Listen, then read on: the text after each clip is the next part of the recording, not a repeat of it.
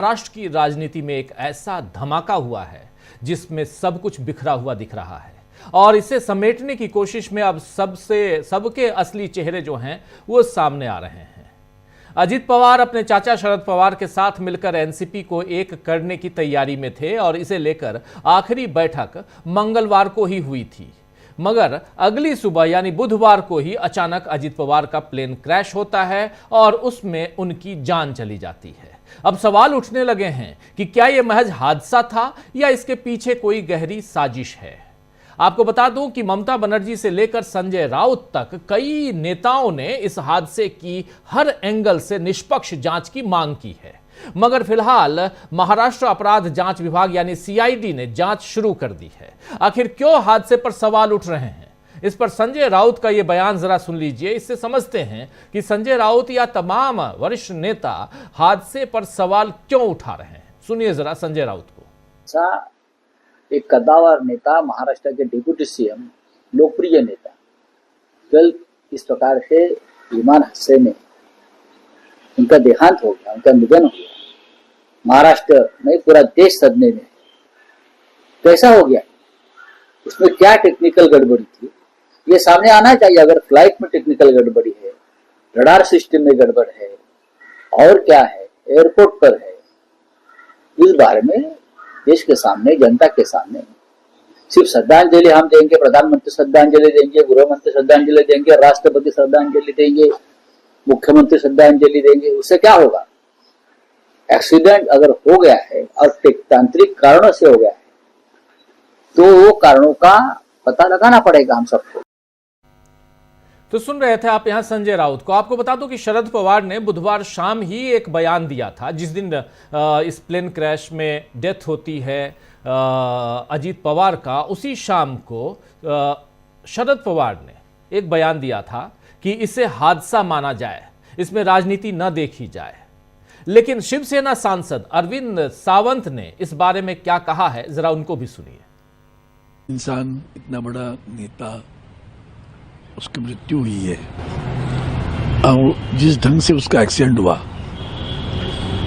कुछ भी हो, गलती है नहीं है, साजिश है नहीं है, वो बिना जांच आप उसके ऊपर अपना मत प्रदर्शन करना ठीक नहीं लगता। तो पहले जांच होनी चाहिए, जांच तो मैं भी मांग करता हूँ, जांच होनी चाहिए। महाराष्ट्र के मुख्यमंत्री फडणवीस ने कहा है कि ये बेहद दुर्भाग्यपूर्ण है। वरिष्ठ नेता शरद पवार ने स्वयं स्पष्ट कहा है कि ये सही है ना। आदरणीय शरद पवार साहब ने कल ही कहा इसमें राजनीति नहीं है। राजनीति नहीं है वो अलग बात है, एक्सीडेंट हुआ है कि नहीं उसकी भी जांच नहीं करनी है क्या? उसकी भी जांच नहीं करनी है क्या? वो भी तो पूछो ना उनसे। उन्होंने राजनीति नहीं कहा, जांच करने के लिए मना किया क्या उन्होंने? आदरणीय शरद पवार साहब ने जांच के लिए मना नहीं किया, उसको राजनीतिक रंग नहीं लगाना, वही उनका कहना है। राजनीति नहीं हो सकती, और क्या है। तो राजनीति नहीं हो सकती, अच्छी बात है, शरद पवार कह रहे हैं ये इसमें राजनीति, लेकिन जांच करने से क्या मना किया ये पूछ रहे हैं। लेकिन सवाल ये भी उठता है कि कैसे शरद पवार ने पहले ही कह दिया कि यह हादसा है, इसके पीछे राजनीति मत कीजिए। जाहिर है दूसरी तरफ अगर देखा जाए कि अजित पवार की मौत के बाद साजिश का शक गहराता जा रहा है, क्योंकि पिछले 3-4 सालों में बीजेपी ने किस तरह महाराष्ट्र में अपनी सत्ता और दबदबा कायम किया है ये सबने देखा है।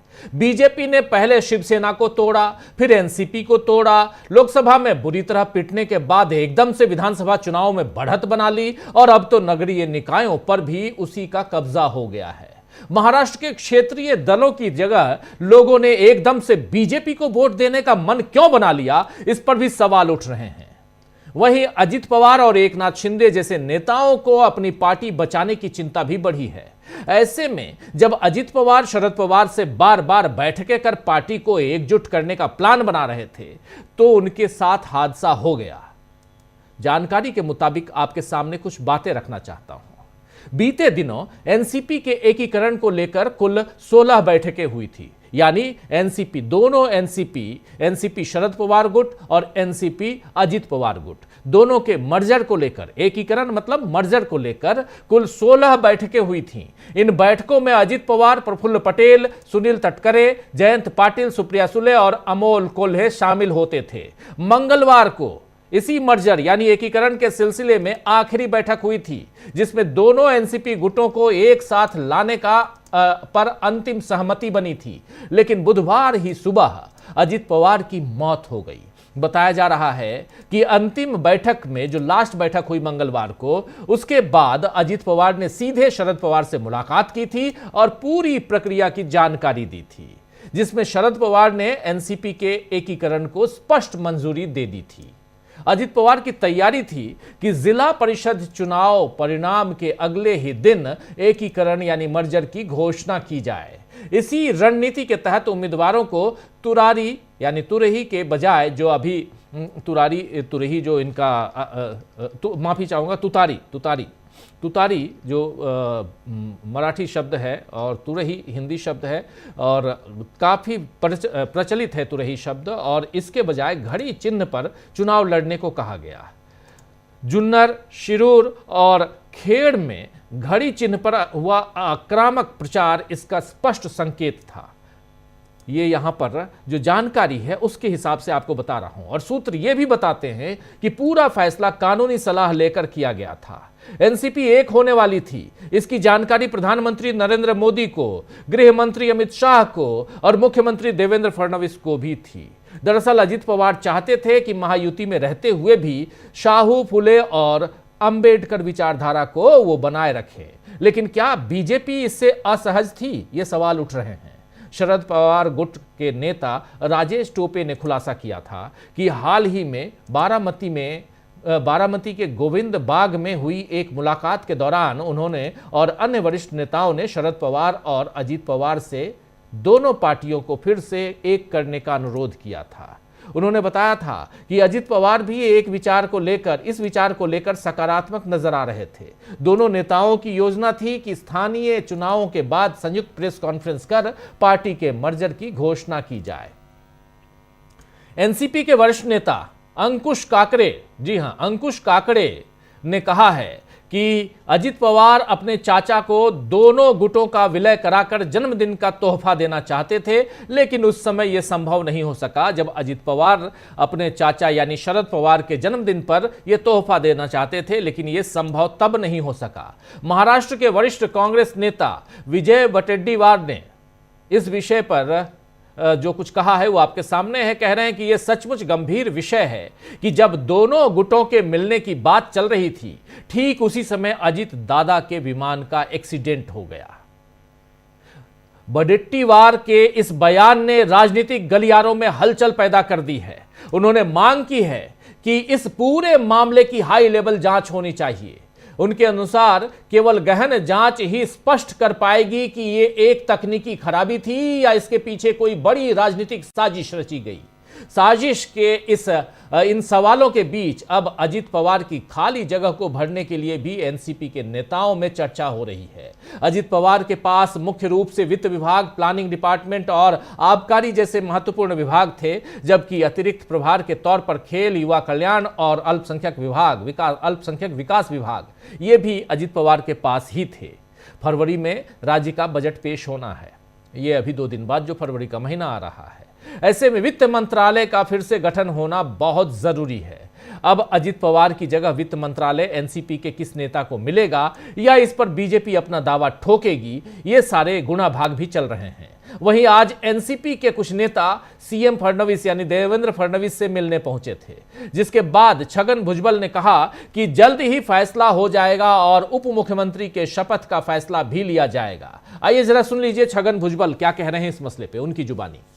क्या बात हुई? सीएम साहब से जो है हम लोग गए थे, प्रफुल्ल भाई तटकरे, मैं और मुंडे, कल भी हम मिले थे उनको रात को। तो टेंटेटिवली जो है कल हो सकता है क्या सब शपथ विधि से लेकर सारी चीजें, तो मुख्यमंत्री का कोई मुझे प्रॉब्लम नहीं। अब ये जो है जैसे कि कोई शख्स अगर जल बसता है तो कई बार 3 दिन का जो है दुख मनाते हैं, कई बार 10 दिन, तब तक लोग बाहर नहीं आते। या ऐसा मुझे पता नहीं है, और कुछ बात ऐसे कुछ चली है और कुछ जो है तटकरे और प्रफुल्ल भाई उसमें ध्यान दे रहे हैं, मगर बहुत करके घंटे 2 घंटे में जो है निर्णय आ जाएगा।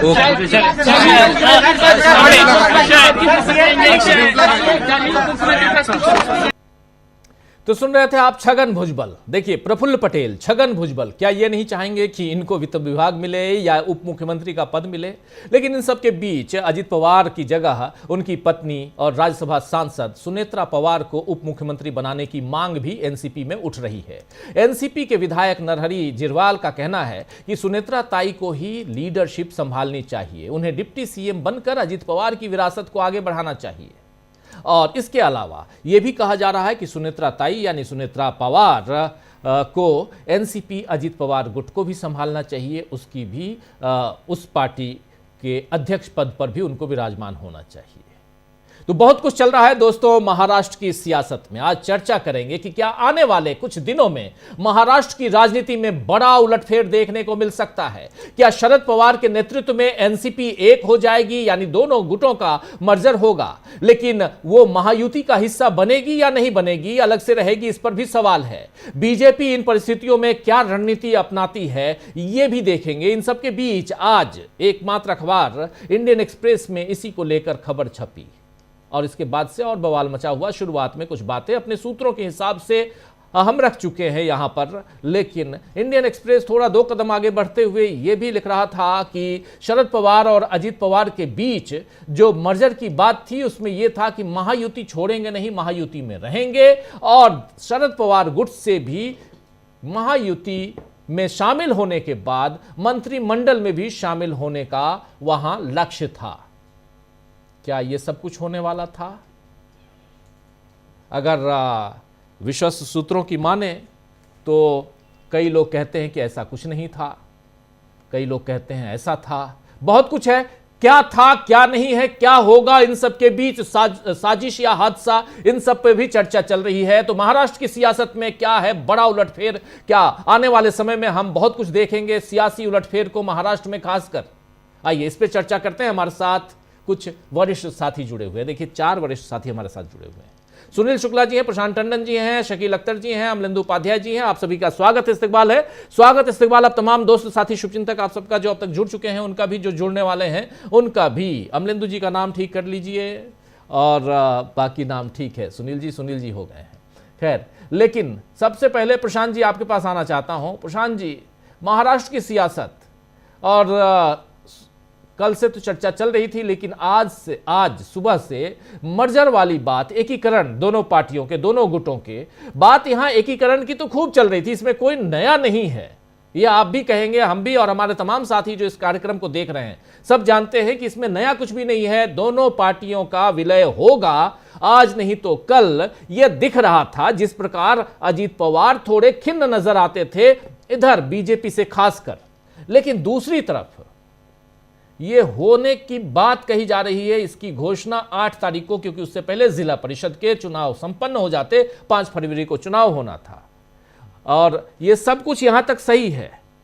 इसके आगे शरद पवार के रोल, उनकी पार्टी सुप्रिया सुले का रोल, इंडिया गठबंधन में यहां क्या उससे अलग होते, महाविकास अघाड़ी से अलग होते, ये सारे सवाल आते हैं। और जब ये सारे सवाल आते हैं तो बहुत सारे सवाल पैदा हो जाते हैं। आखिर ऐसा क्यों? सबसे बड़ा सवाल है। प्रशांत जी देखिए, उसमें सबसे चौंकाने वाली जो बात है वो ये है कि 8 फरवरी को इस विलय की घोषणा होने वाली थी। ये बड़ा अजीब संयोग है कि एक्सीडेंट हो गया और अजित पवार जो उसके प्रिंसिपल आर्किटेक्ट थे, जो ही पहल वही कर रहे थे इस मर्जर की, और वो अब इस दुनिया में नहीं है। तो बहुत कुछ इसमें अभी पर्दों के पीछे है, पर्दे के पीछे है, जिसकी सच्चाई सामने आनी चाहिए। दूसरी बात देखिए, आगे वो महाविकास अघाड़ी में होते या महायुति में रहते या सरकार में होते या सरकार के बाहर होते, ये सब वही जानते थे, अजित पवार या शरद पवार। उनके बीच में बातें हो रही थी और अभी इसी महीने 3 बैठकें हो चुकी थी, आपने बताया अभी 16 टोटल। टोटल, लेकिन इस हाँ, महीने इस महीने 3, इस महीने 3, अभी तक 16 बैठकें। 16 जयंत पाटिल के घर में एक बैठक हुई है, उसके बाद अगली बैठक शरद पवार के घर में हुई, और हादसे के एक दिन पहले भी बैठक हुई। तो ये सब चीजें बड़ी चौंकाने वाली हैं और इसकी जांच होनी चाहिए। ब्लैक बॉक्स रिकवर हो गया है, एटीसी वहां पे, छोटा एयरपोर्ट था, एटीसी नहीं होता वहां पे, इंस्ट्रक्टर ही जो होता है या पायलट को अवेलेबल होता है वो एटीसी का काम संभालता है, पायलट को गाइड करने का। तो उसकी जांच होनी चाहिए कि कौन था। ये टेबल टॉप एयरपोर्ट है और उसमें जरा भी चूक होती है तो वो जहाज जो है वो टकरा जाता है जमीन से, जो इस हादसे में हुआ भी। अब सवाल ये है कि इसको इस ढंग से भी देखना चाहिए कि शरद पवार ही वो व्यक्ति हैं जिन्होंने महाविकास अघाड़ी बनाई। उसकी पहल शरद पवार के ही इनिशिएटिव से हुई, यानी उद्धव ठाकरे और कांग्रेस को एक प्लेटफॉर्म पे लाने वाले शरद पवार ही थे। जी। जब उद्धव ठाकरे मुख्यमंत्री बनते हैं तो ये पूरा जो अलायंस था महाराष्ट्र की पॉलिटिक्स में, महाविकास अघाड़ी नाम का, ये शरद पवार उसके मेन आर्किटेक्ट वो थे और उनकी पहल पे ही हुआ था। और शरद पवार की पॉलिटिक्स को हम दशकों से जानते हैं कि वो, उनके बारे में अफवाहें बहुत उड़ती रहती हैं, लेकिन वो बीजेपी के साथ कभी गए नहीं, उनकी राजनीति वो नहीं है। वो कांग्रेस से अलग भी हुए, अभी 2 दिन पहले भी शकील जी बता रहे थे सब, वो कांग्रेस से अलग भी हुए और सोनिया गांधी पे गंभीर आरोप लगा के अलग हुए, विदेशी मूल की बात कहकर अलग हुए वो शरद पवार। लेकिन उसके बाद भी वो उसी सोनिया गांधी की अध्यक्षता वाली कांग्रेस की सरकार में मंत्री भी बने, कांग्रेस के साथ अलायंस पार्टनर अभी तक है, वो महाविकास अघाड़ी में शामिल है। तो शरद पवार की राजनीति को देखकर नहीं लगता है अब तक कि वो बीजेपी के साथ जाने का फैसला करते। आगे पॉलिटिक्स में क्या होता है हम नहीं कह सकते, लेकिन ये बहुत ही, लेकिन अजीब अभी तक के पॉलिटिक्स को देखें तो ऐसा, अगर ऐसा रहता तो फिर महाविकास अघाड़ी वहां नहीं बनता। ये भी आप जो शुरुआत में कह रहे हैं बहुत इंपॉर्टेंट बात कह रहे हैं कि अगर शरद पवार बीजेपी के साथ जाना इतना ही उसके लिए उत्सुक रहते तो अभी तक महाविकास अघाड़ी हम वहां नहीं देखते। और महाविकास अघाड़ी यानी शरद पवार का नहीं रहना मतलब शिवसेना का भी कांग्रेस के साथ नहीं आना, यह भी हम कह सकते हैं। शिवसेना को कांग्रेस के साथ लाने का मुख्य सूत्रधार शरद पवार हैं। बिल्कुल यही बात मैं कह रहा था, और वो इंडिया गठबंधन में भी हैं जी। तो केवल महाविकास अघाड़ी में नहीं, वो इंडिया गठबंधन में भी है। और शिवसेना राहुल गांधी के बारे में किस तरीके से बात करती है हम सब जानते हैं, उनकी पर्सनल केमिस्ट्री क्या है, इक्वेशंस क्या हैं। तो शरद पवार की राजनीति, उनके बारे में अखबारों में सूत्रों के हवाले से मीडिया में बहुत कुछ आता रहता है, लेकिन उनकी राजनीति को अगर आप देखेंगे तो वो कभी भी बीजेपी के साथ नहीं गए। बहुत चर्चाएं होती रही, जब मोदी सरकार बनी तो भी चर्चा होती रही, लेकिन वो कभी भी नहीं गए। वो हमेशा कांग्रेस के साथ रहे, विपक्ष में रहे या सरकार में रहे, लेकिन कांग्रेस के साथ रहे। जब उन्होंने एनसीपी भी बनाई अलग होके तो वो सत्ता में नहीं थे, वो विपक्ष में थे और उसके बाद कांग्रेस के साथ अलायंस किया था। तो शरद पवार की राजनीति का एक दिशा है, राजनीति में आगे क्या होता है हम नहीं कह सकते, लेकिन अभी तक का जो उनका रिकॉर्ड है वो ये है। दूसरी बात, जो अंतिम बात मैं कह रहा हूं कि ये बहुत अजीब संयोग है कि इतनी राउंड बात हो गई थी, सबको मालूम था, एक ही सिंबल पे चुनाव लड़े, अजीत पवार और बीजेपी में काफी तू मैं हुई इस सिविक इलेक्शंस में, नगर महापालिका के इलेक्शंस में, और उसके बाद ये हादसा हो जाता है। तो ये बड़ा अजीब संयोग है। जी राजीव जी, ये बहुत आखिरी सेंटेंस बहुत महत्वपूर्ण है कि ये इतनी सारी चीजें, 16 मीटिंग। अजीत पवार चाहते हैं कि मैं अपने चाचा यानी शरद पवार को बर्थडे गिफ्ट दूं मर्जर करके। ये सारी चीजें होती हैं। इस महीने जो बीत रहा है, ये महीना जनवरी का, इस महीने 3 मीटिंग ऑलरेडी हो गई। मंगलवार को आखिरी मीटिंग होती है और बुधवार को सुबह सुबह एक्सीडेंट क्रैश हो जाता है, प्लेन क्रैश हो जाता है। आखिर ये हादसा है या साजिश? इस बारे में बहुत सारी बातें हो रही, लेकिन इन सबके बीच क्या कुछ चल रहा है उधर सियासी तौर पे, इसको और थोड़ा नजदीक से जानने के लिए एनसीपी शरद पवार गुट के नेता, महाराष्ट्र के पूर्व गृह मंत्री अनिल देशमुख ने अभी क्या कुछ कहा है। दरअसल अनिल देशमुख अभी गए थे पिंकी माली के परिवार से मिलने। आपको बता दो पिंकी माली कौन है। पिंकी माली फ्लाइट अटेंडेंट थी, जो उसी फ्लाइट में थी, उनका भी निधन हो गया। 5 कुल लोग जो थे उसमें सवार 4 क्रू मेंबर्स थे, जिसमें एक पायलट, एक को पायलट, फ्लाइट अटेंडेंट तमाम। तो पिंकी माली के घर जब मिलने गए अनिल देशमुख, तो उन्होंने क्या कुछ कहा है इसी मामले पे, जरा सुन लीजिए। ऐसा है कि दोनों पार्टी इकट्ठा आना चाहिए, ये माननीय अजीत दादा पवार की ये दिली इच्छा थी। उसके लिए उन्होंने काफी, जयंत पाटिल साहब और हमारे सबसे काफी बार मीटिंग भी हुई, उनकी भी पार्टी में उसकी चर्चा हुई है। करके अजीत दादा चाहते थे कि जल्द से जल्द दोनों पार्टी इकट्ठा आना चाहिए, और वो हिसाब से निर्णय हो चुका था। सिर्फ कब इसको डिक्लेयर करना है ये सिर्फ बाकी था। पहले तय हुआ था कि महानगर पालिका के चुनाव के बाद में 20 जनवरी तक इसका डिक्लेरेशन करके दोनों पार्टी इकट्ठा आएंगी, लेकिन एक जिला परिषद के चुनाव लगने से थोड़ा ये फैसला आगे गया, और अभी 10 फरवरी को अंदाजा होना था, लेकिन एकाएक दुर्घटना हुई।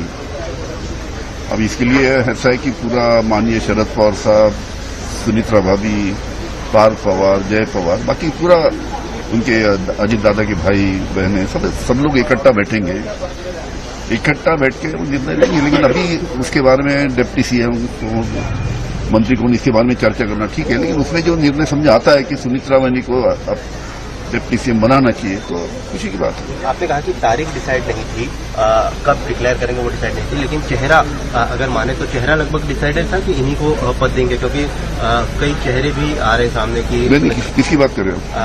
भले उप मुख्यमंत्री पद हो या विलीन करने को पद हो। अगर ऐसा है कि अजीत दादा रहते तो अभी 10 फरवरी तक इसका निर्णय होना था, दोनों पार्टी के विलीनीकरण कि दोनों पार्टी इकट्ठा आने का, और उसके हिसाब से सब मीटिंगें चल रही थी। एक पद वित्तीय खाता जो है वो दादा के पास था। दूसरी तरफ हमने देखा कि जो अलायंस है, महायुति की अलायंस है, उसमें युवाओं को जो है प्रायोरिटी दी जा रही है। तो ऐसे में कहीं ना कहीं जो उनके बेटे हैं उन्हें भी वित्तीय खाता ऐसा है।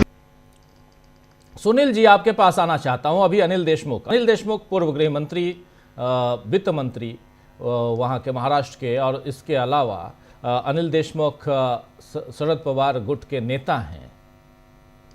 ये कह रहे हैं और ये तारीख बता रहे हैं कि 20 तारीख को ही, पहले 20 जनवरी को ही घोषणा होनी थी म्युनिसिपल कॉर्पोरेशन के चुनाव के बाद, उसके बाद फिर 10 फरवरी के आसपास इसकी घोषणा होनी थी। क्या कुछ हो रहा है इधर, क्या होगा? सुनीता भाभी जो हैं उनको उप मुख्यमंत्री पद मिलना चाहिए, ये सारी बातें कह रहे हैं। इधर छगन भुजबल को आप स्क्रीन पे देख रहे हैं। बहुत तेजी से सियासी गतिविधियां वहां चेंज होते हुए हम लोग आने वाले समय में देखेंगे, लेकिन आज जो कुछ हो रहा है इसमें भी बहुत कुछ परिवर्तन दिखाई दे रहा है। कैसे देखते हैं आप सुनील जी? और सबसे बड़ी चीज यहाँ पे सुनील जी कि ये दोनों गुट एक हो जाता अगर, तो इसका क्या फर्क पड़ता वहां की राजनीति पे? क्या, जैसे अभी प्रशांत टंडन जी कह रहे थे कि अभी तक शरद पवार की राजनीति में, उनकी सियासत में यह देखा गया है कि वो बीजेपी के साथ नहीं गए हैं। क्या इस बार वो बीजेपी के साथ जा भी सकते थे या कुछ और हो सकता था? क्योंकि अभी चूंकि अजीत पवार नहीं हैं, तो कुछ चीजें जो हैं यहां स्पेकुलेशन ही सही, लेकिन विश्लेषण में उसकी जरूरत भी है, इसलिए मैं कह रहा हूं। सुनील जी, आखिर शरद पवार बीजेपी के साथ क्यों जाते, और अगर वो बीजेपी के साथ जाते तो क्या वो अपनी उस राजनीतिक ताकत को बनाए रखते जिसके लिए वो जाने जाते हैं? अगर उनको महाराष्ट्र की राजनीति में सिग्निफिकेंट बने रहना है, अपनी जो उनका जनाधार रहा उसको बचाए रखना है, तो क्या वह बीजेपी में जाकर के यह काम कर सकते हैं? मुझे तो नहीं लगता। वह कोई भी क्षेत्रीय दल जो अपनी राजनीतिक ताकत अपने राज्य में बनाए रखने का प्रयास करता रहा है, उसने बीजेपी से अपने आप को अलग कर लिया। उसका सबसे बड़ा उदाहरण है ममता बनर्जी। 2015 में वह बीजेपी से अलग हो गई, एनडीए से अलग हो गई, जबकि आप याद कीजिए वह एनडीए की सरकार में रही, 2 बार पश्चिम बंगाल में वह बीजेपी के साथ चुनाव लड़ी। लेकिन जब उनको ये लगने लगा कि बीजेपी के साथ बने रहने पे उनका अपना जनाधार खिसक सकता है, तो उससे अलग हो गई, बाकायदे अलग हो गई, और आज एकदम आमने सामने खड़ी हैं। अगर आपकी राजनीतिक ताकत नहीं है तो क्या आपको बीजेपी वही सम्मान देगी, वही जगह देगी जो उस समय देती है जब आपके पास राजनीतिक ताकत रहती है? आपके सामने सबका उदाहरण है। आप अकाली दल को देख लीजिए, आप आरएलडी को देख लीजिए, हरियाणा में बीजेपी ने कैसा व्यवहार किया इनके साथ। ये महाराष्ट्र को बतख पार्टी को आप देख लीजिए। इस सबका ही एहसास शरद पवार को या अजीत पवार को रहा है। क्यों उनके साथ रहेंगे? ठीक है, आज सत्ता में बने रहने के लिए अजीत पवार चले गए, और अजीत पवार तो पिछले कई मंत्रिमंडलों में रहे, उससे भी आगे। देखिए, अब सवाल ये होने लगा था कि क्या पवार परिवार की वह ताकत बनाए रखी जाए, जो उनकी राजनीति, उनका जो जनाधार है उसको बनाए रखा जाए, और यह बनाए रखने में दोनों गुट अलग अलग रह करके यह हासिल कर सकते हैं। तो यह एहसास था लोगों को, यह संभव नहीं है, और यह दिखाई पड़ा। मतलब इसको आकलन करने की, आपने लिखा कि जानकार सूत्रों के अनुसार जब आप अजीत पवार सीधे सीधे बीजेपी हमलावर हो गए, बीजेपी के नेताओं का नाम लेकर के उन्होंने भ्रष्टाचार के आरोप लगाए, अपने उम्मीदवारों को घड़ी चुनाव चिन्ह पर लड़ने के लिए प्रेरित किया, तो इसमें जानकार सूत्र क्या होते हैं? साफ साफ हो गया कि वह दोनों समूह एक साथ मिलने के लिए तैयार था, और अजीत दादा पवार बीजेपी के साथ बहुत अपने आप को कंफर्टेबल महसूस नहीं कर रहे थे। और ये सही है कि अगर ये तो तथ्य है ना कि अगर अजीत पवार लंबे समय तक बीजेपी के साथ बने रहते तो उनकी ताकत कोई बढ़ती नहीं, और जो पवार परिवार की राजनीतिक सियासत है वो कमजोर होती। लगातार इस बात के संकेत मिल रहे थे। ये सभी नेताओं ने कहा कि क्या इससे मैंने कितने बैठकें हुई, और दोनों नेता आपस में मेल मिलाप के लिए तैयार थे। शरद पवार और अजीत पवार की कितने बार मुलाकात हुई, दोनों लोगों के परिवार के स्तर पर कितनी बात हुई। आप अजीत पवार के मां का संभवतः बयान आया कि दोनों लोगों को एक साथ हो जाना चाहिए, और यह आवश्यक है इनकी अपनी राजनीतिक ताकत के लिए। तो यह तो तथ्य है कि ये दोनों आपस में मिलना चाहते थे, और आपस में एकीकरण का फैसला लगभग हो चुका था। और यह केवल, मैं मानता हूं कि यह एकीकरण का फैसला इस आधार पर इसलिए भी था कि वह अपनी राजनीतिक हैसियत को, अपनी राजनीतिक जनाधार को बचाए रखने का प्रयास कर रहे थे, अन्यथा संभव नहीं हो पाता। ऐसे में जो यह दुर्घटना घटी, इसको लेकर के लोगों के मन में संदेह है। यह बात जो अरविंद सावंत जी ने कहा, बहुत एकदम एक लाइन की बात है कि जांच कराने से किसको इनकार हो सकता है, और जांच क्यों नहीं कराएंगे? आप साजिश थी या नहीं थी, ये तो जांच का विषय हो ही सकता है। और एक किसी राज्य के उप मुख्यमंत्री का निधन हुआ है इस दुर्घटना में, तो वह कौन से कारण जिम्मेदार हैं, इसकी जांच कराने की मांग से राजनीति कहां से शुरू हो जाती है? क्या इस तरह के जो अप्राकृतिक मौतें हैं या अचानक इस तरह की क्या दुर्घटनाओं की जांच नहीं होती? और दुर्घटनाओं की जांच की मांग करना सियासत करना है, और किसी कोई आरोप तो लगाया नहीं। तो ये बिल्कुल सही बात है, और इसी कारण से, इसी पृष्ठभूमि में इस पर सवाल पैदा हो रहा है कि आखिर इसमें साजिश थी या नहीं थी। निश्चित रूप से अगर अजीत पवार और शरद पवार दोनों एनसीपी एक साथ मिलती तो महाराष्ट्र की राजनीति में उसका असर पड़ेगा। भारतीय जनता पार्टी जो पूरी तरह से महाराष्ट्र पे एक अकेले अपनी सत्ता कायम करना चाहती है, उसका लक्ष्य है उसने इसीलिए तोड़ा शिवसेना, अन्यथा शिवसेना के साथ रहने से कोई उसको असुविधा नहीं थी। उसने इसीलिए तोड़ा एनसीपी को, या एनसीपी के तोड़ने से उसके पास एक राजनीतिक ताकत आएगी, और उनके नेताओं को अब जो अपने साथ जोड़ करके वो सत्ता में बने रहने का जो उसका अभियान है वो सफल होती रहेगी। तो अब जब दोनों गुट एक साथ मिलते, शरद पवार चूंकि एक कद्दावर नेता है, उनका जनाधार है, वह जनाधार धीरे धीरे उन्होंने कंसोलिडेट कर रखा था। तो वह जब बीजेपी के विस्तार का, बीजेपी को अपने पूरे राज्य में अपनी पकड़ मजबूत करने का जो एक सपना रहा है, उस पर असर पड़ता। और मेरा अपना मानना है कि अभी मान लीजिए दुर्भाग्य है कि अजीत दादा पवार इस नहीं है, लेकिन आने वाले दिनों में भी अगर दोनों एनसीपी एक साथ मिल जाती है तो इसका असर पड़ेगा। और जो अजीत दादा पवार की, मैं कह सकता हूं कि जो उनकी तेजी थी, जो उनकी राजनीति करने का तरीका था, जो अपने कार्यकर्ताओं से और लोगों से उनका पब्लिक कनेक्ट था, वह उनके अपने एनसीपी गुट में मैं किसी के पास नहीं देखता। लेकिन सुनेत्रा पवार निश्चित रूप से एक स्वीकृत नेता हो सकती है, उनका कार्यकर्ता उनके पीछे खड़ा हो सकता है। वह सुनील तटकरे या छगन भुजबल या पाटिल साहब और पटेल साहब के साथ खड़े हो जाए, ये सब मुझे लगता नहीं है। वो सुनेत्रा पवार में ही वह स्थिति है, वह सुनेत्रा पवार के पीछे खड़ा होगा और ये दोनों मिलकर के फिर एक साथ होंगे ही होंगे। सुनेत्रा पवार के पास अपनी पार्टी के लोगों को अपने साथ जुड़े रखने की ताकत तो है, लेकिन वह कितना लंबा अपनी पार्टी को ले जा पाएंगी, ये बड़ा सवाल है। क्योंकि उस तरह की राजनीतिक परिपक्वता उनके पास नहीं रही, क्योंकि राजनीति कभी सक्रिय नहीं रही। वो सामान्य, वो तो केवल पिछला चुनाव अगर छोड़ दीजिए तो कभी इस तरह की जानकारी नहीं आई कि वो एनसीपी की, जब एनसीपी दोनों एक हुआ करते थे तभी उनकी कुछ सक्रियता रही। पिछला 2024 का लोकसभा चुनाव के अलावा कभी उस तरह का पब्लिक अपीयरेंस उनका नहीं दिखाई पड़ता था, जो किसी ऐसे राजनेता के लिए आवश्यक है जो अपनी पार्टी को बहुत दूर तक लेके जा सके। पार्थ पवार के बारे में हम सभी आप जानते हैं कि जब पिछला चुनाव हार गए तो उसके बाद उन्होंने अपने आप को सक्रिय राजनीति से अलग कर लिया और राजनीतिक गतिविधियों में रह भी नहीं गए थे।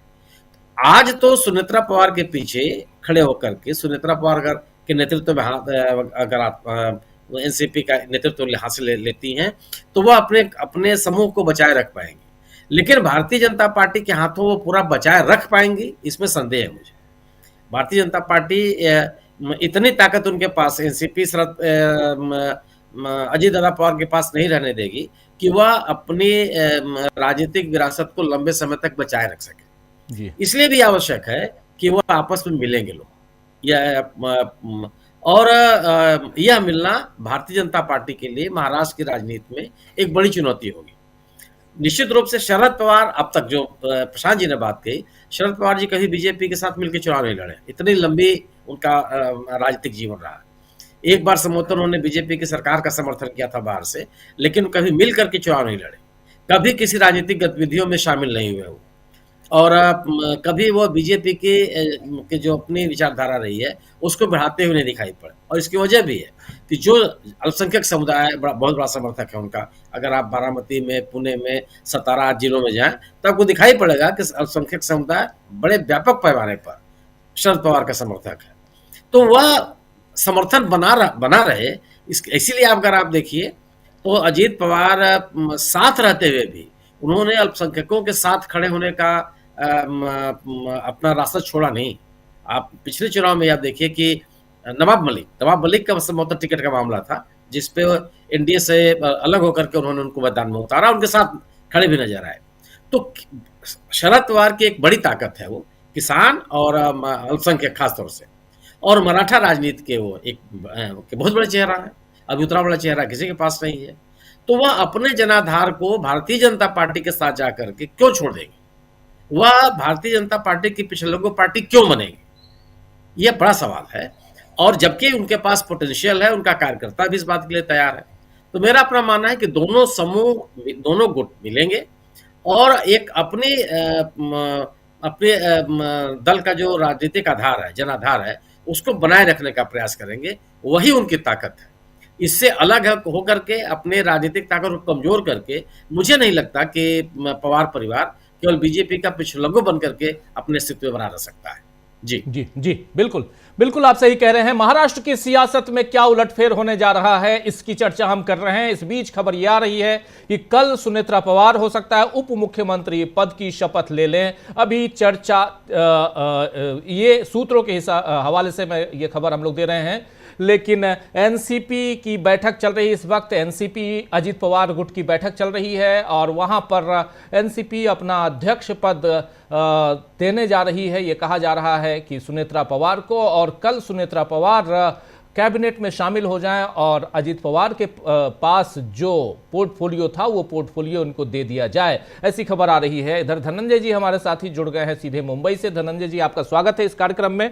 जल्दी से आना चाहता हूं पहले शकील जी आपके पास, फिर धनंजय जी आपके पास आऊंगा। शकील जी, महाराष्ट्र की सियासत को बहुत नजदीक से आपने देखा है, समझ रहे हैं आप, जरा यहां यह बताइए कि अगर दोनों का मर्जर, दोनों गुटों का मर्जर हो जाता तो क्या आपकी भी राय वही है जो प्रशांत टंडन जी की और सुनील शुक्ला जी की है कि शरद पवार महायुति में शामिल नहीं होते, और यह मर्जर जो था इसीलिए था कि यहां से बाहर किसी तरह निकाला जाए अजित पवार को, अजित पवार गुट को, यह माना जाए? क्योंकि देखिए खबरें इस ढंग से बनाई गई हैं, चटकारे लेकर बताई गई हैं कि ये महायुति में चले जाते, लेकिन दूसरी तरफ जरा गौर फरमाइए, आप तमाम साथी जो सुन रहे हैं इस कार्यक्रम को देख रहे हैं, आप भी गौर फरमाइए कि अजित पवार आखिर मर्जर क्यों करना चाहते थे, अजित पवार और शरद पवार ने मिलकर चुनाव क्यों लड़ा, और महाराष्ट्र की सियासत, हमारे साथी जब धनंजय जी बताएंगे अपनी बात करेंगे तो और भी रखेंगे बातें वहां पे,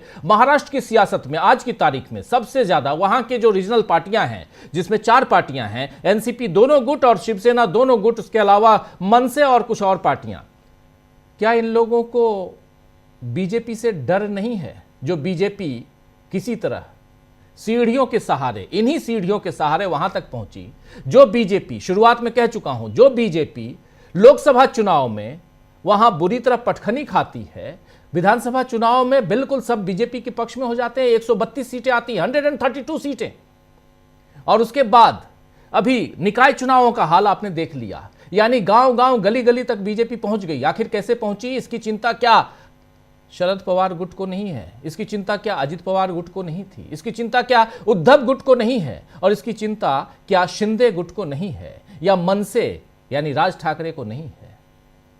और इसलिए यहां सवाल उठता है कि क्या इतनी चिंता के बाद भी शरद पवार अजित पवार मिलकर महायुति में शामिल होते? शकील जी। राजीव जी, इस समय की जो सबसे बड़ी बात है वो ये कि जांच होना चाहिए। अभी आपने जितनी बाइट सुनवाई, जितने नेताओं की बाइट सुनवाई, सबकी एक ही मांग थी, चाहे एक्सीडेंट हो, चाहे साजिश हो, चाहे कुछ भी हो, जांच क्यों नहीं? अभी तक किसी बड़ी जांच की घोषणा नहीं हुई है। ममता बनर्जी ने बड़े साफ शब्दों में कहा था सुप्रीम कोर्ट की निगरानी में होना चाहिए। यही बात राज ठाकरे ने कही थी, उन्होंने साजिश का शक व्यक्त किया था। मल्लिकार्जुन खड़गे कांग्रेस के अध्यक्ष ने भी यही बात कही थी, और वहां के स्थानीय नेता जो हैं महाराष्ट्र के, वो सब भी इस मांग को कर रहे हैं। सिर्फ एक देवेंद्र फडणवीस जो महाराष्ट्र के मुख्यमंत्री हैं और एक शरद पवार, वो दोनों इस बात को बार बार कह रहे हैं। शरद पवार ने एक बार कहा कि इसको एक्सीडेंट मानकर चलिए, प्रिज्यूम कर रहे हैं, पूर्वानुमान। ऐसे मामलों में पूर्वानुमान नहीं होता है। एक दूसरी बात कि देखिए, ऐसा बहुत कम होता है कि किसी के जाने के बाद उसकी स्थिति मालूम पड़े। अजीत पवार कितने बड़े नेता थे, उनकी क्या हैसियत थी, ये उनकी मृत्यु के पहले, इस एक्सीडेंट या हादसे के पहले शायद देश में और महाराष्ट्र में भी इस तरह से लोग नहीं समझते थे। मगर अजीत पवार वास्तव में जमीनी नेता थे, अपने नेताओं और कार्यकर्ताओं में उनका बहुत सम्मान था, ये अब जाके मालूम पड़ रहा है। हर नेता जो है वो बहुत ही दुखी स्वर में बोल रहा है। और तीसरी बात जो सबसे इंपॉर्टेंट है कि हर आदमी ये कह रहा है कि एकीकरण होने वाला था, एकीकरण में किसी को कोई शंका नहीं थी। ये 3 बातें बहुत महत्वपूर्ण हैं। और जब एकीकरण ये होने वाला था और अजीत पवार बीजेपी के खिलाफ बोलने लगे थे, तो इसका क्या मतलब है? इसका मतलब ये है कि इसका मतलब ये, आप बता रहे थे कि जो बाकी जितनी भी स्थानीय पार्टियां हैं, क्या उन्हें बीजेपी से डर नहीं लगता? जी हां, बीजेपी से डर एक अलग शब्द है, लेकिन सबको खतरा लगता है, क्योंकि बीजेपी ने आज तक जो किया है, अभी सुनील जी बता रहे थे, महाराष्ट्र से लेके और बिहार, पंजाब से लेके और बिहार तक, और वहां तेलंगाना में, हर जगह, यहां उड़ीसा में, जिसके साथ भी उन्होंने समझौता किया, यहां अभी उत्तर प्रदेश में जयंत चौधरी की पार्टी के साथ, जयंत चौधरी की पार्टी की वो बात शायद लोगों तक बहुत बात पहुंच नहीं पाई कि अभी 26 जनवरी पे जयंत चौधरी के लोकदल का पश्चिमी उत्तर प्रदेश में बड़ा दबदबा हुआ करता था, लेकिन 26 जनवरी के प्रोग्रामों में उनके लोगों को घुसने नहीं दिया गया। उन्होंने बड़ा विरोध किया इस बात का। तो हर जगह जहां पे भी जो बीजेपी से मिला है या हरियाणा में, उसको बीजेपी खा गई, उसका बीजेपी ने अस्तित्व खत्म कर दिया। और खुद अजीत पवार ने, जिनके नाम के साथ आज बड़े सम्मान के साथ दादा लगाया जा रहा है, अजीत दादा पवार ने इस स्थानीय निकायों के चुनावों में देख लिया कि उनकी पार्टी क्या हालत हुई, उनकी पार्टी कमजोर हुई। बीजेपी ने उनका स्पेस लेने की पूरी कोशिश करी, वहां एकनाथ शिंदे का स्पेस लेने की पूरी कोशिश करी। तो इस संकट को अजीत पवार समझ रहे थे। देखिए, हमने जो बात कही कि ऐसा कम होता है कि किसी के जाने के बाद उसकी यह हैसियत मालूम पड़े कि वो वाकई बहुत बड़ा नेता था। जी, आमतौर पे लोग अपने जीते जी अपने आप को स्थापित कर देते हैं, कुछ जरूरत से ज्यादा कर देते हैं, ओवर उनकी वैल्यू दिखाई जाने लगती है। लेकिन यह बात सही है कि अजीत पवार इतने बड़े नेता के रूप में देश में कभी नहीं पहचाने गए जितने अब उनको माना जा रहा है। तो अजीत पवार के सामने तो भविष्य था बहुत बड़ा, और वो खुद कह चुके थे कि मैं मुख्यमंत्री नहीं बन पाया। 6 बार उप मुख्यमंत्री बनना अपने आप में एक रिकॉर्ड है, कोई नहीं बना। हमेशा हर बार 90s में आउट हो जाना कोई बैट्समैन पसंद नहीं करता है। 90 तो बना लेते थे वो, उसके बाद अंपायर उन्हें आउट दे देता था, किस कारण से हो जाते थे। तो उनकी यह ख्वाहिश थी, महत्वाकांक्षा थी, और वो इसी दिशा में अब काम कर रहे थे। और उसके लिए उनका जरूरी था कि वो अपने चाचा शरद पवार के साथ मिलकर काम करें, और जो बाकी पार्टियां हैं, शिवसेना है, कांग्रेस है या गैर भाजपा पार्टियां हैं, उनके साथ जाके वो अपनी एक जगह बनाए। तो इस मामले में कोई शक नहीं है कि अगर अजीत पवार जिंदा रहते, एकीकरण होता, तो महाराष्ट्र की सियासत कुछ और होती। लेकिन अब जैसा कि आप बता रहे हैं, और वैसे भी खबरें आ रही हैं कि कल उनकी पत्नी को शपथ दिलाई जा सकती है।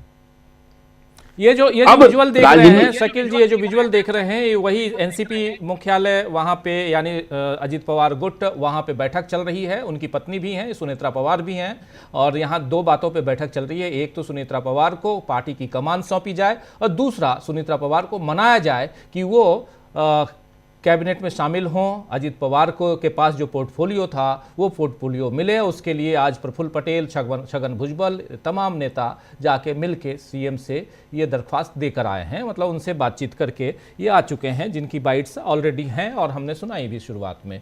इसलिए ये, और हम लोगों को इंतज़ार है कि इसके बाद जो प्रेस कॉन्फ्रेंस होगी, अगर इस चर्चा के दौरान प्रेस कॉन्फ्रेंस होती है, कुछ घोषणा होती है, तो वो हम आप तक ज़रूर पहुँचाएंगे। और इसलिए, और ये इस बीच ये खबर आ रही है कि सुनेत्रा पवार ने अपनी पार्टी के प्रस्तावों को स्वीकार कर लिया है। ये खबर आ रही है शकील जी, कि ये खबर आ रही है कि सुनेत्रा पवार ने इन दोनों पार्टी के जो 2 प्रमुख रूप से प्रस्ताव हैं, पहला कि पार्टी की कमान संभालें।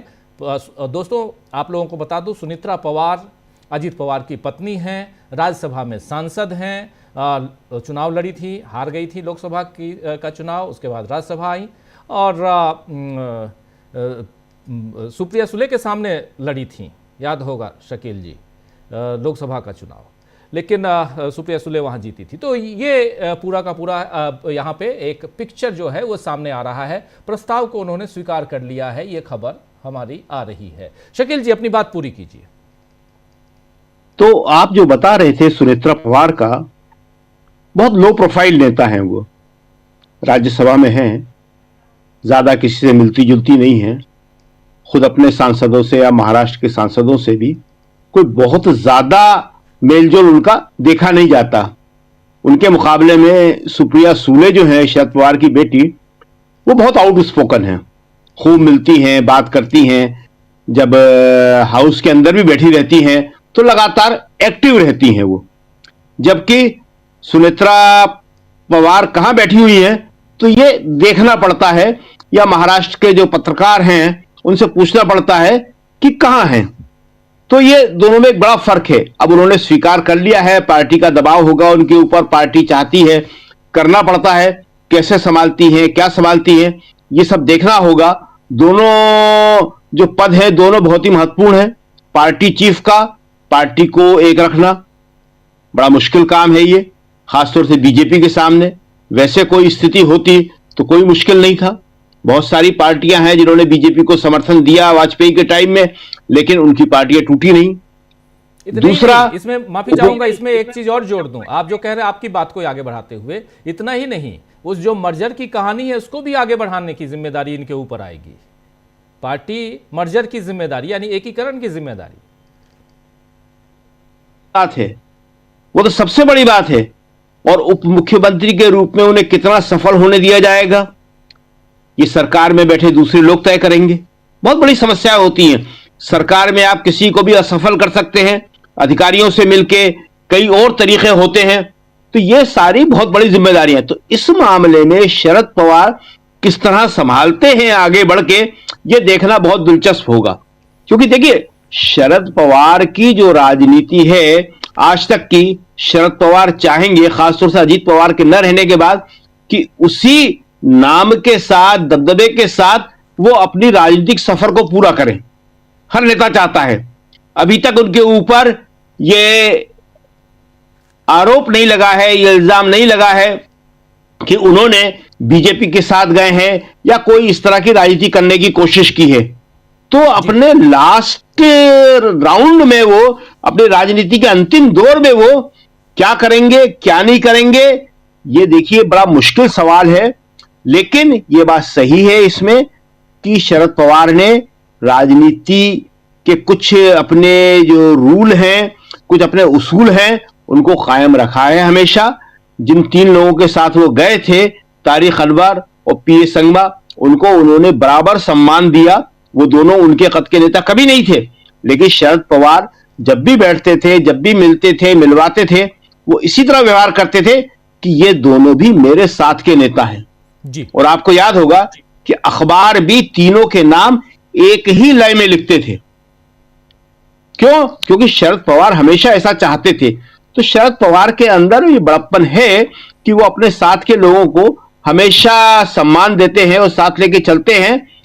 लेकिन अब जब सरकार में शामिल होने वाली हैं अजीत पवार की पत्नी सुनेत्रा पवार और चीफ बनने वाली हैं, तो ये देखा दिलचस्प होगा कि शरद पवार का अब कितना रोल बचता है, शरद पवार क्या करते हैं और शरद पवार किस तरह, या तो इंतजार करेंगे थोड़ा सा कि क्या होता है क्या नहीं होता, लेकिन सब कुछ जो भी हो रहा है महाराष्ट्र में बड़ा दिलचस्प होने जा रहा है। जी राजीव जी। जी बिल्कुल बिल्कुल, महाराष्ट्र के बाद महाराष्ट्र की सियासत में बहुत ही दिलचस्प कहानी जुड़ने जा रही है। और क्या कुछ होने जा रहा है जरा समझते हैं। यहाँ धनंजय जी हमारे साथ जुड़े हुए हैं। अमलेंदु जी फिर आता हूँ आपके पास, माफी चाहूंगा, थोड़ा सा इंतजार कीजिए। और धनंजय जी, जरा ग्राउंड पे क्या चल रहा है आपसे बेहतर और कौन बताएगा। और दूसरी चीज, सुनेत्रा महाजन अगर बनती हैं, माफी चाहूंगा सुनेत्रा पवार अगर वो उप मुख्यमंत्री बनती हैं तो वो पहली महिला उप मुख्यमंत्री होंगी महाराष्ट्र की। धनंजय जी जरा आपसे समझूं कि क्या चल रहा है। और शरद पवार और अजीत पवार के बीच मर्जर की जो बात चल रही थी, क्या अब उसको आगे बढ़ते हुए देखेंगे आप देखने की कोशिश करेंगे क्या चल रहा है। और दूसरी सबसे बड़ी बात यहाँ पे कि शरद पवार की सियासत को महाराष्ट्र के लोग किस ढंग से आज की तारीख में देख रहे हैं, जब ये खबर है कि दोनों एकजुट होने वाले थे। देखिए, खबर तो होगी ही, चूंकि खबर यही है, लेकिन शरद पवार जी की राजनीति में भी अब वो धार नहीं है। और जो विधानसभा चुनाव हुए उसमें भी शरद पवार जी का परफॉर्मेंस बढ़िया नहीं रहा, अजीत पवार जी का बढ़िया परफॉर्मेंस था। और अजीत पवार जी के बारे में ये कहा जा रहा था कि भविष्य के शरद पवार यही, और ढेर सारे विधायक भी इसीलिए अजीत पवार के साथ आए थे कि अब जो है, जो उनकी बेटी है शरद पवार की सुप्रिया सूले, उनमें वो धार नहीं है जो पार्टी संभाल सके, ये चर्चा थी। और अजीत पवार ही है। बैकग्राउंड में कुछ आवाज आ रही है, थोड़ी नहीं है, कोई आवाज तो नहीं है, ऐसी कोई आवाज तो नहीं है जी। चलिए, मुझे कुछ सुनाई नहीं पड़ रहा। जी। खैर, तो ये जो है शरद पवार जी का तो बहुत प्रभाव अब नहीं है उस तरीके से, समझिए। अजित पवार जी में संभावना थी और था कि शरद पवार की विरासत जो है अजित पवार ही संभालेंगे, और संभाल ही रहे थे एक तरह से। लेकिन अब अजित पवार के असामयिक निधन से, जो आप अभी चर्चा कर रहे थे कि सुनेत्रा पवार पार्टी की कमान संभालेगी, Sunetra Pawar deputy chief minister बनेगी, सब संभव है। लेकिन आप रीजनल पार्टियों का चरित्र जानते हैं कि रीजनल पार्टियां जो है जिस व्यक्ति ने शुरू की उसका सबसे बड़ा प्रभाव होता है। शरद पवार जी ने शुरू की एनसीपी, लेकिन शरद पवार जी के सामने ही एनसीपी जो है खिसक गई। अब उसमें बहुत बात लोग कहते हैं कि शरद पवार बहुत चतुर खिलाड़ी है, अपने भतीजे को उधर भेज दिया। उस समय भी याद कीजिए 2019 में जब अचानक शपथ ली थी देवेंद्र फडणवीस के साथ, तब भी कहा गया था कि ये शरद पवार का खेल। बाद में ये खुल करके आया भी कि शरद पवार जी ने उनकी प्रतिष्ठा का ख्याल नहीं किया, उन्होंने जो कहा था वही अजित पवार ने किया और अजित पवार की प्रतिष्ठा से खेल गए, वगैरह वगैरह।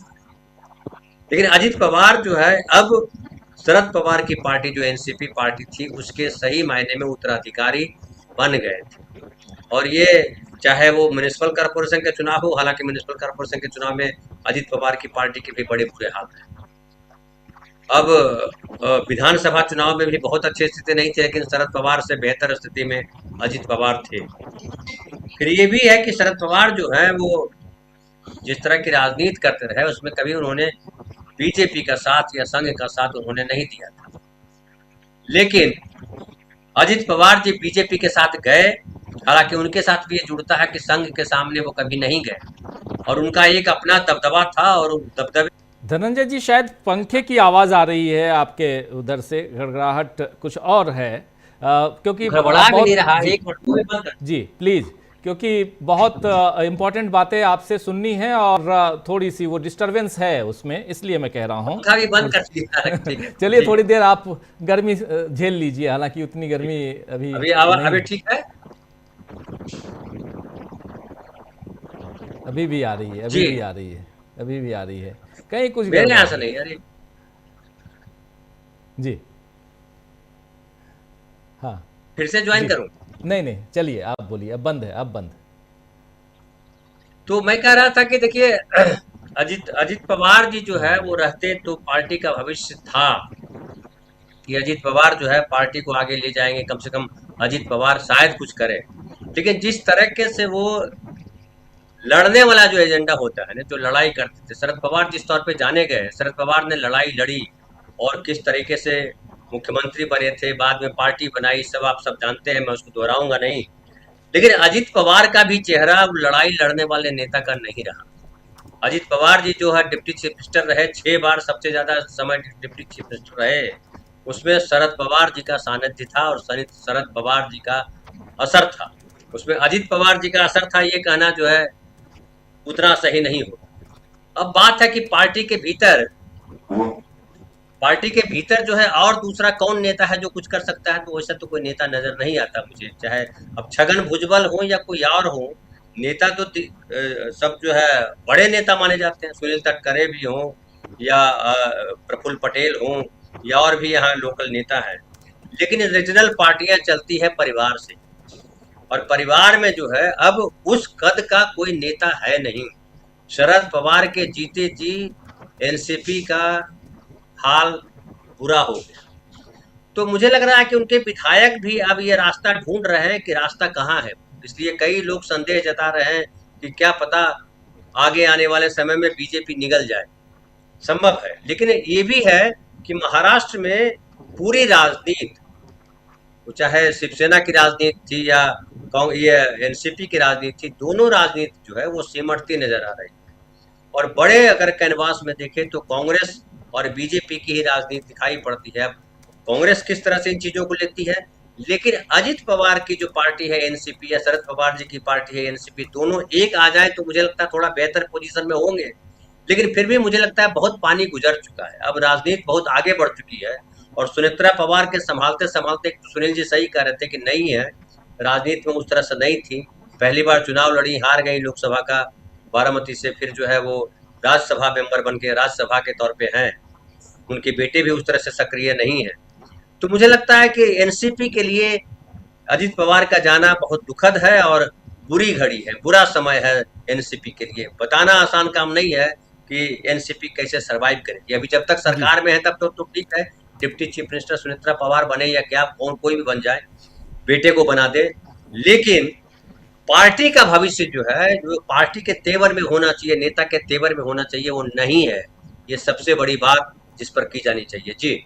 जी बिल्कुल, एक बहुत बड़ी बात आप कह रहे हैं और सबसे बड़ी बात यहाँ ये जो आप नहीं कह रहे हैं, आपकी बात को ही आगे बढ़ाता हूँ, आप जरूर कहते, समय की कमी भी रहती है, कि अजीत पवार का कद क्या था और खासकर महाराष्ट्र और महाराष्ट्र के साथ साथ उनकी पार्टी के अंदर, वो अब समझ में आ रहा है। और उस वैक्यूम को क्या सुनेत्रा पवार क्या उसको भर पाएंगी, वो जो वैक्यूम है उसको भर पाएंगी, वो इस कमी को क्या वो दूर कर पाएंगी, एक सबसे बड़ी चुनौती है। सही कह रहे हैं आप धनंजय जी। और जो एक एनर्जी चाहिए एक नेता में, वो एनर्जी उनमें थी, यानी अजीत पवार में थी, लेकिन क्या उस एनर्जी के साथ अपने कार्यकर्ताओं को एकजुट रख पाएंगी सुनेत्रा पवार, ये बड़ा सवाल है। और इन सवालों के बीच एक सवाल ये भी कि जो मर्जर की कहानी चल रही थी, क्या उसको ये आगे बढ़ाना चाहेंगी? क्योंकि वो कहानी अगर आगे बढ़ती है तो ये तय मानिए कि ये पार्टी महायुति से बाहर जाएगी। शायद मेरी बातों से आप लोग सहमत होंगे। आना चाहता हूं अमलेंदु जी आपके पास, यहीं से जरा इस बात को उठाइए। अखबारों में और खासकर इंडियन एक्सप्रेस ने लिखा है कि ये मिलकर और महायुति में शरद पवार जाने वाले थे। जैसा हमारे तमाम साथी, आप भी शायद सहमत होंगे, और तमाम 4 साथी इस विषय पे अपनी बात रख चुके हैं। और शरद पवार और अजित पवार के मर्जर के बाद, मर्जर का मतलब ही था कि अजित पवार यहां से रेस्क्यू चाहते थे, यानी यहां से बाहर निकलना चाहते थे। जब वो बाहर निकलना चाहते थे तो फिर शरद पवार अंदर नहीं आते, ये तय है। और ऐसी स्थिति में क्या आज की तारीख में जब अजित पवार बाहर निकलना चाहते थे तो अंदर सुनेत्रा पवार का आना, इसके क्या मायने हैं, ये समझना जरूरी है। अमलेंदु जी आप बताइए। राजीव जी, एक शेर है कि उम्र तो सारी कटी इश्क के बुता में मोमिन, आखिरी वक्त में क्या खाक मुसलमान होंगे। तो पूरी जिंदगी भर शरद पवार ने सियासत की एंटी बीजेपी, तो अब जब राजनीति का भी ढलान है उनकी और उम्र का भी ढलान है, तो आखिरी वक्त में क्या खाक मुसलमान होंगे। तो आखिरी वक्त में क्या वो संघ परिवार के दरवाजे पर जाकर नतमस्तक होंगे, क्या वो उम्र के आखिरी पड़ाव में जो है नमस्ते सदा वसले करेंगे। राजीव जी, 10 जून 2025 धनंजय जी इसको तारीख को जो तस्दीक करेंगे, एनसीपी शरद पवार का जो स्थापना दिवस था, उस पर शरद पवार का एक बहुत जबरदस्त भाषण हुआ था। और शरद पवार ने कहा था कि जिन लोगों ने सिद्धांतों तो समझौता कर लिया, वो दगा देकर चले गए, और हम सिद्धांतों पर टिके रहेंगे। हमारा कार्यकर्ता जो सिद्धांतों पर टिका हुआ है, वो सिद्धांतों पर टिका रहेगा तो सत्ता भी लौट कर आएगी। ये शब्द थे शरद पवार के, राजीव जी। तो शरद पवार और अगर एनसीपी का मर्जर हो रहा था, तो ये मर्जर फिर महायुति में रहने के लिए नहीं हो रहा था, ये मर्जर फिर महायुति से अलग होने के लिए हो रहा था। ये बात राजीव जी दोनों धड़े के लोग कह रहे हैं कि दोनों धड़ों में बातचीत हो चुकी थी, और फाइनल जो था वो होना था कि मर्जर होगा। लेकिन राजीव जी, इस बीच जो लोग मिलने के लिए आज गए हैं देवेंद्र फडणवीस से, और जो बाहर निकल कर आ रहे हैं, उनके ऊपर काफी ज्यादा नजरें टिकाए रखने की आवश्यकता है। और वो मैं इसलिए कह रहा हूं कि प्रफुल्ल पटेल साहब और छगन भुजबल साहब दोनों जो हैं वो ईडी के मेहमान हैं। और छगन भुजबल साहब जो थे वो अजित पवार के रहते हुए एक तरीके से बगावती मूड में आ गए थे और देवेंद्र फडणवीस से जाकर मिले थे। और चर्चा ये है कि बिना अजित पवार की सहमति के उनको मंत्रिमंडल में ले लिया गया था। इस तरीके की चर्चाएं हैं। वही छगन भुजबल साहब जो है आज सबसे पहले आकर बाहर बात कर रहे हैं। वही छगन भुजबल साहब का राजीव जी, जिस दिन ये घटना हुई उसी दिन उनका बयान आया कि भाई कोई साधारण व्यक्ति की भी मृत्यु होती है तो अफसोस होता है, वो तो फिर भी एक पार्टी के मुखिया थे। ये छगन भुजबल साहब का बयान था। तो राजीव जी, सुनेत्रा पवार को अगर बनाने की कि वो डिप्टी चीफ मिनिस्टर बन जाएं और पार्टी का भी सब कुछ ले ले, अगर इतनी जल्दबाजी है और इतना किया जा रहा है, तो राजीव जी ये बेसबब तो नहीं है, इसके पीछे बहुत सारा खेल है। तो क्या अजीत पवार के जाने के बाद ये एनसीपी फिर टूटेगी राजीव जी? इस पर भी अब सवाल करेंगे। भले ही सुनेत्रा पवार पार्टी को संभाल लें, Sunetra Pawar deputy chief minister बन जाएं, और जैसा कि शकील जी ने भी कहा कि भाई बनना बड़ा ठीक है, बन जाएंगी, लेकिन किस तरीके से फेल किया जाता है बीजेपी वो सब काम करेगी। तो ये सब काम राजीव जी होंगे। सुनेत्रा पवार राजनीतिक व्यक्ति नहीं है, सुप्रिया सुले जो है वो राजनीति में है और एक तरह से कहा जाए कि शरद पवार की लीगेसी को आगे बढ़ा रही हैं। उनका अजीत पवार की तरीके से जनता में उस तरीके का असर नहीं हो सकता है जैसा अजीत पवार का था, लेकिन शरद पवार की लीगेसी उसको बढ़ा रही है। तो यहाँ राजीव जी जो सुनेत्रा पवार को अब इस तरीके से लाने की जो कोशिश है कि वो जल्दी से डिप्टी चीफ मिनिस्टर बन जाएं, और देवेंद्र फडणवीस जी का ये कह देना कि उन्हें कोई दिक्कत नहीं है, वो तुरंत बनाने को तैयार हैं, तो ऐसे ही बनाने को तैयार नहीं है राजीव जी। मुफ्ती मोहम्मद सईद बीजेपी के समर्थन से मुख्यमंत्री थे, उनकी जब मृत्यु हुई तो मुख्यमंत्री बनने के लिए महबूबा मुफ्ती को कई महीने इंतजार करना पड़ा था, और देवेंद्र फडणवीस जो है वो तीसरे दिन ही तैयार हो जाते हैं कि हाँ सुनेत्रा पवार को हम बना देंगे डिप्टी चीफ मिनिस्टर। तो राजीव जी ऐसे तो नहीं है। तो इसलिए आगे बहुत सी चीजें अभी होनी है, ये देखना होगा। इधर शरद पवार जो है राजीव जी, देखिए कल उनका अंतिम संस्कार हुआ अजीत पवार का। हाँ, अजीत पवार का, और आज उनकी अस्थियां भी चुन ली गई। और अस्थियां चुनने के बाद अभी थोड़ी देर पहले शरद पवार जो है वो अपने सार्वजनिक कार्यक्रमों में निकल पड़े। वो एक जगह है, वहाँ कोई नदी है, उसमें गंदा पानी आ रहा था, लोग पी रहे थे और उसकी शिकायतें आई, तो उस गांव में शरद पवार पहुंच गए। तो शरद पवार ने ये संकेत दे दिया राजीव जी कि शरद पवार न टूटे हैं न झुके हैं।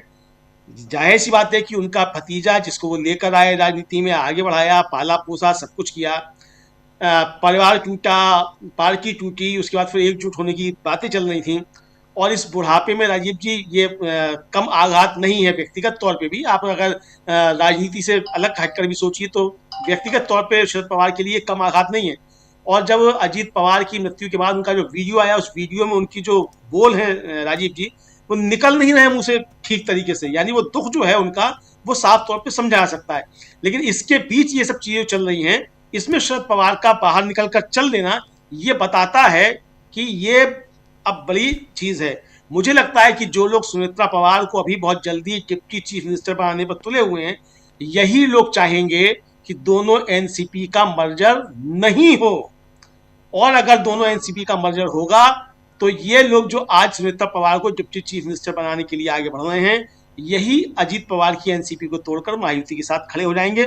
मेरी ये आशंकाएं हैं, मैं गलत भी हो सकता हूँ राजीव। जी जी जी, बिल्कुल बिल्कुल आप सही कह रहे हैं कि हो सकता है ऐसा, लेकिन इस बीच खबरें बहुत कुछ आ रही हैं, इंतज़ार कर रहे हैं ज़रा बाहर निकल जाएं। मीटिंग चल रही है, कयासों पे जो बातें चल रही हैं वो हम आप तक पहुंचा चुके हैं। और लेकिन प्रशांत जी, यहाँ पर शरद पवार की सियासत, शुरुआत में आपने अपनी बहुत सारी बातें यहाँ रखी हैं। शरद पवार की सियासत जो है उसमें वो रेस्क्यू करना चाहते होंगे, ज़रूर अपने भतीजे को, अपनी पार्टी को बचाना चाहते होंगे। महाराष्ट्र की सियासत में हम लोगों ने देख लिया कि दो पार्टियां चार भाग में, मतलब दो अलग अलग हो गई, यानी चार पार्टी बन गई, दो की जगह चार। और उसके बाद बीजेपी कहाँ थी, आज कहाँ पहुँच गई। वो अब जिला परिषद का इलेक्शन होना है, वो 5 तारीख को है, उसके बाद परिस्थितियां और सामने क्लियर होंगी। लेकिन क्या यहाँ सचमुच सुनेत्रा महाजन की एंट्री अगर हो जाती है, माफ़ी चाहूँगा सुनेत्रा पवार महाजन बार बार इसलिए कहता हूँ क्योंकि वहाँ महाजन एक ऑलरेडी हैं, तो सुनेत्रा पवार की एंट्री अगर हो जाती है कैबिनेट में, तो फिर इस सियासत को किधर देखा जाए, और फिर यहां शरद पवार का क्या रोल रह जाता है। देखिए, अगर आप पवार साहब की पॉलिटिक्स को देखेंगे तो मुझे लगता है कि हमारे दौर के सबसे चतुर चालाक पॉलिटिशियन है, और वो दूसरी बार उन्होंने बीजेपी को क्रीज के बाहर खड़े होकर स्टंप किया है। बीजेपी क्रीज के बाहर खड़ी थी, पवार साहब ने स्टंप कर दिया। पहली बार जरा शुरुआत करते 2019 से, 23 तारीख को सुबह 5 बजे 6 बजे फडणवीस साहब शपथ ले लेते हैं। उसके बीच में बहुत ड्रामा हुआ, मैं उसको कट शॉर्ट कर रहा हूं, और शिवसेना और बीजेपी का अलायंस टूट जाता है। उसके बाद मामला सुप्रीम कोर्ट जाता है और अलायंस टूटता है। उसके बाद 26 तारीख को वो इस्तीफा दे देते हैं फडणवीस साहब, और 28 तारीख को पवार साहब के करकमलों से महाविकास अघाड़ी बन जाती है और उद्धव ठाकरे, एनसीपी और कांग्रेस मिल के सरकार बना लेते हैं महाराष्ट्र में। तो बीजेपी को उन्होंने वहां स्टंप आउट कर दिया था। और इस बीच सबसे दिलचस्प बात, अगर आप लोगों को याद होगा, कि इस पूरी अफरा तफरी के बीच में शरद पवार नरेंद्र मोदी से दिल्ली में आके मिल लेते हैं और अटकलों का बाजार गर्म हो जाता है कि क्या होने जा रहा है महाराष्ट्र में। और शरद पवार कहते हैं कि हम महाराष्ट्र के किसानों की बात करने मोदी जी से आए थे। तो किसानों की बात हुई और मुंबई जाके महाविकास अघाड़ी बना दी, और 28 तारीख को 28 नवंबर 2019 को शपथ ग्रहण हो गया उद्धव ठाकरे का। अब जरा यहां आइए, अब 2026 में पवार साहब का बयान आता है अजीत पवार की निधन के बाद कि ये साजिश नहीं, हादसा है, इसमें कोई अटकल नहीं लगानी चाहिए। अब याद कीजिए कि किसानों की बात करने वो प्रधानमंत्री नरेंद्र मोदी के पास गए थे। वो इसी तरीके का एक वो बनाते हैं।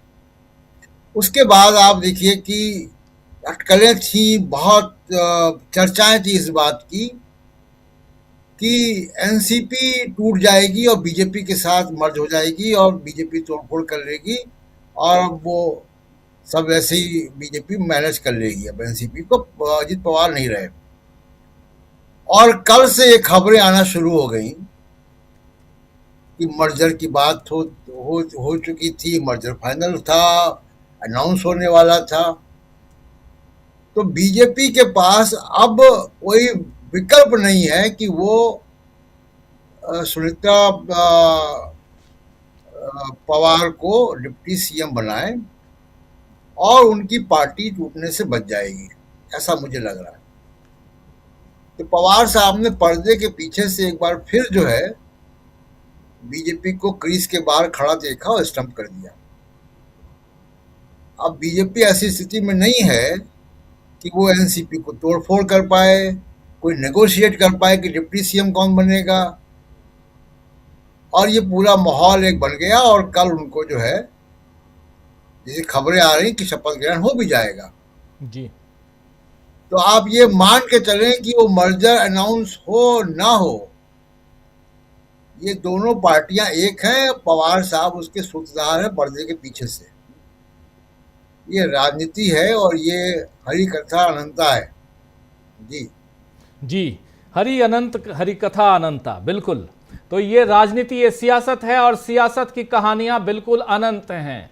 और यहाँ क्या यहीं से एक दूसरी सियासत की महाराष्ट्र में शुरुआत होने जा रही है, जब एंट्री होगी सुनेत्रा पवार की महाराष्ट्र की सियासत में। पहली डिप्टी सीएम अगर वो बनती हैं, जैसी खबर आ रही है, पहली डिप्टी महिला सीएम, पहली महिला डिप्टी सीएम अगर बनती हैं, तो फिर जैसा प्रशांत टंडन जी कह रहे हैं कि बाहर, यानी आप फील्ड के बाहर या क्रीज के बाहर खड़े होकर आप पूरे गेम को प्लान करते हैं, और उसी हिसाब से अगर वो गेम चलता है तो इसका मतलब है कि कितना कद्दावर सामने वाला, कितना कंट्रोल वाला वो इंसान है।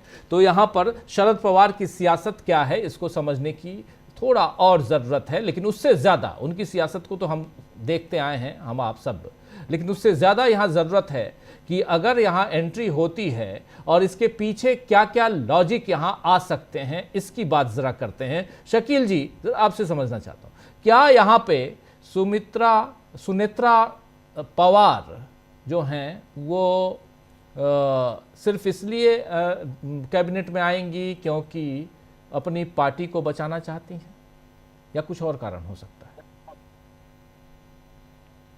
विरासत है, एक राजनीतिक दबाव होगा उनके ऊपर बहुत पार्टी के लोगों का, परिवार के लोगों का कोई और ऐसा चेहरा उनके पास नहीं होगा जिसको लाके पार्टी को बचाया जा सके, पार्टी को एक रखा जा सके। तो जाहिर है कि जब ऐसी चीजें होती है तो बेटा या पत्नी का ही नाम सबसे